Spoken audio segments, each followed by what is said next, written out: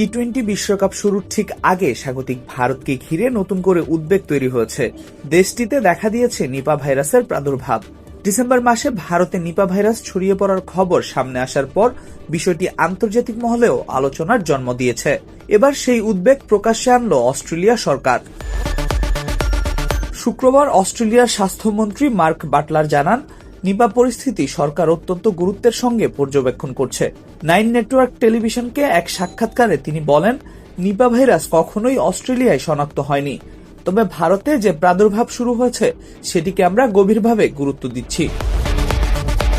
Butler আরও জানান, ভারতীয় কর্তৃপক্ষ অস্ট্রেলিয়াকে আশ্বস্ত করেছে যে পরিস্থিতি নিয়ন্ত্রণে রয়েছে, তবে তিনি সতর্ক করে বলেন, এটি একটি অত্যন্ত গুরুতর ভাইরাস, তাই কোনো ধরনের ঝুঁকি নেওয়া হচ্ছে না। এর আগে পাকিস্তানের কয়েকটি গণমাধ্যমে দাবি করা হয়, নিপা ভাইরাসের কারণে ইংল্যান্ড ক্রিকেট দল ভারতে খেলতে আপত্তি জানিয়েছে। যদিও এ বিষয়ে এখন পর্যন্ত England and Wales cricket board আনুষ্ঠানিক কোনো বিবৃতি দেয়নি। তবে অস্ট্রেলিয়া ক্রিকেটও বিষয়টি নিয়ে এখনও নীরব অবস্থানে রয়েছে। ক্রিকেট অস্ট্রেলিয়া ও ইংল্যান্ড বরাবরই খেলোয়াড়দের নিরাপত্তা ইস্যুতে কঠোর অবস্থান নেয়। তাই নিপা পরিস্থিতি আরও জটিল হলে ভারতীয় ভেন্যুতে খেলতে আপত্তি জানাতে পারে এই দলগুলো, এমন আশঙ্কাও উড়িয়ে দেওয়া যাচ্ছে না। এদিকে এর আগেই নিরাপত্তা উদ্বেগের কথা জানিয়ে ভারত থেকে নিজেদের ম্যাচ শ্রীলঙ্কায় সরিয়ে নেওয়ার আবেদন করেছিল বাংলাদেশ ক্রিকেট বোর্ড।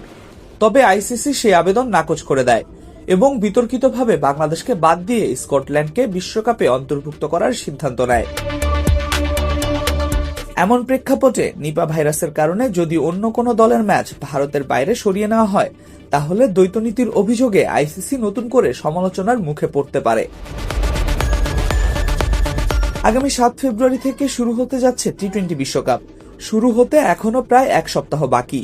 এই সময়ের মধ্যে নিপা পরিস্থিতি কোন দিকে মোড় নেয় এবং সেটি বিশ্বকাপের সূচি ও ভেন্যুতে কোনো প্রভাব ফেলে কিনা, সেদিকেই এখন তাকিয়ে ক্রিকেট বিশ্ব। Al Mahmud Fahim, BD ক্রিক time.